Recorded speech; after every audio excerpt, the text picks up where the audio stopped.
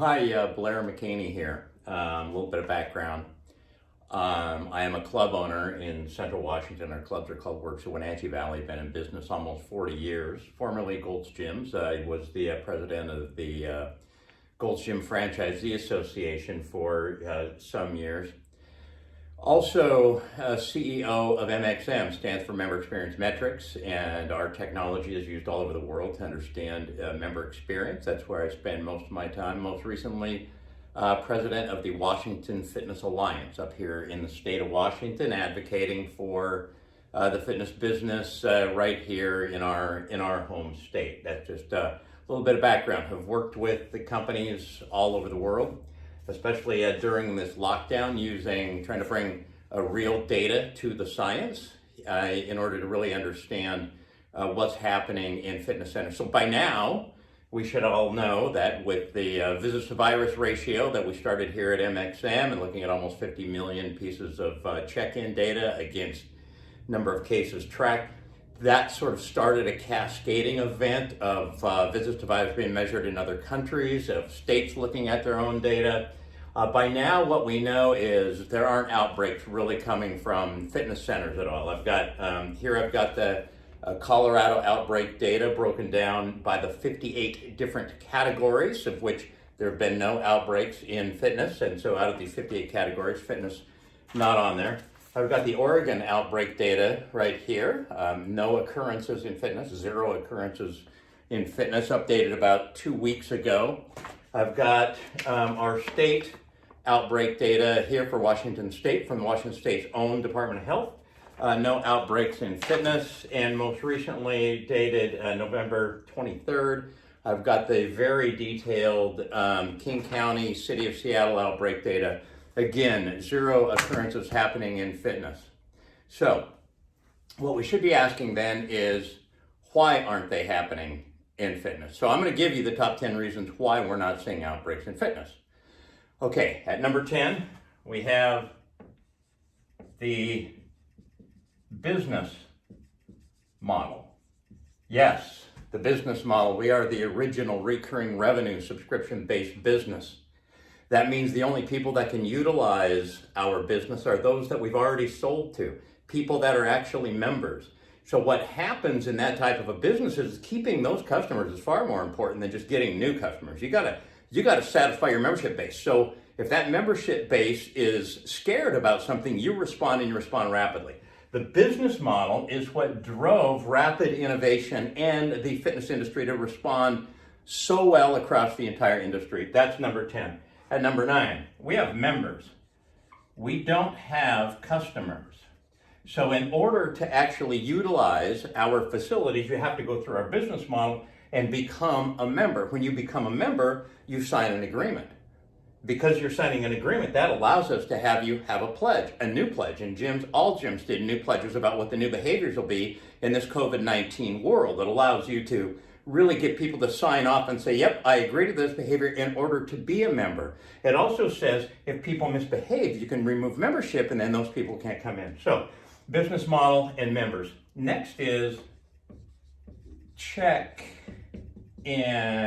systems. Because we have members, we have to make sure they're a member when they come and check in.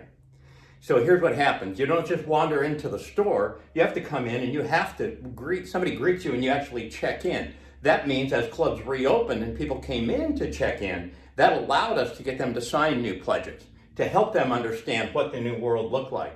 It also means that we know who you are, probably we know gender, age, we know your telephone, we know where you live. We have the ultimate contact tracing systems right here.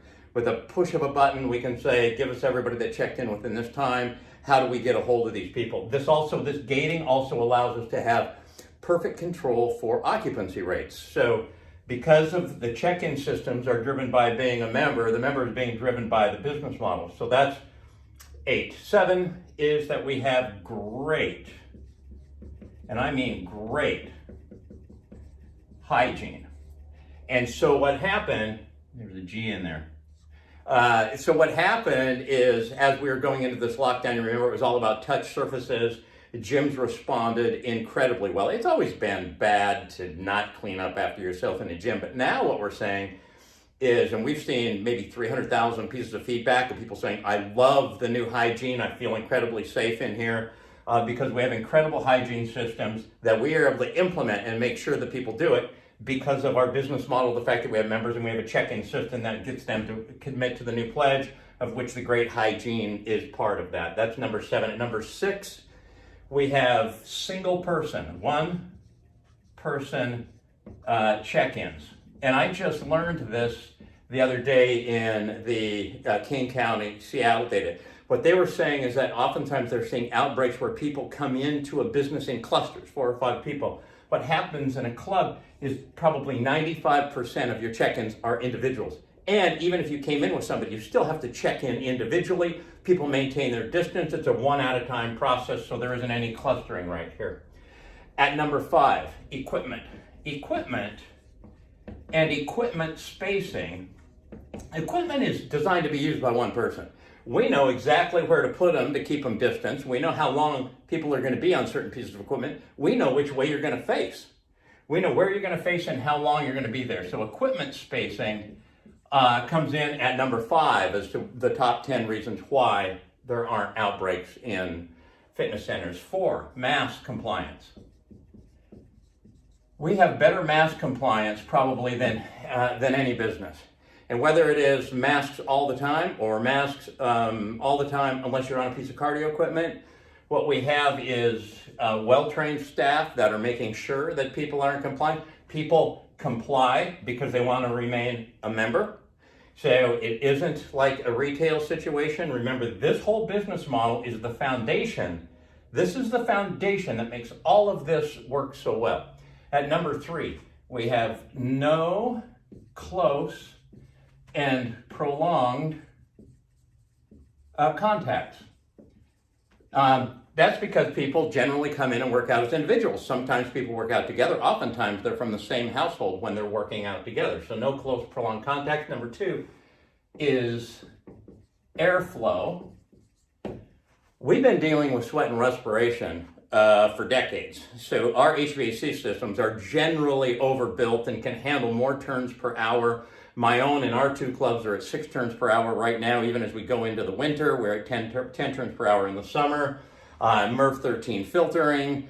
Some clubs can go up to MERV 11, but generally our airflow is much better because that's how it has to be designed because of the nature of our business. So we inherently have much better HVAC. And at number 1, now imagine how all this happening, the business model is driving all of this. Now, let's put on top of it healthy people.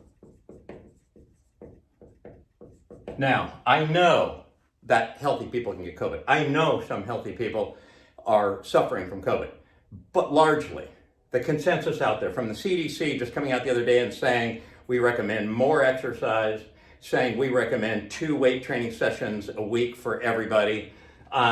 So we know that healthier people are far less likely to get or to suffer from COVID. So, and also, sick people don't come in to exercise.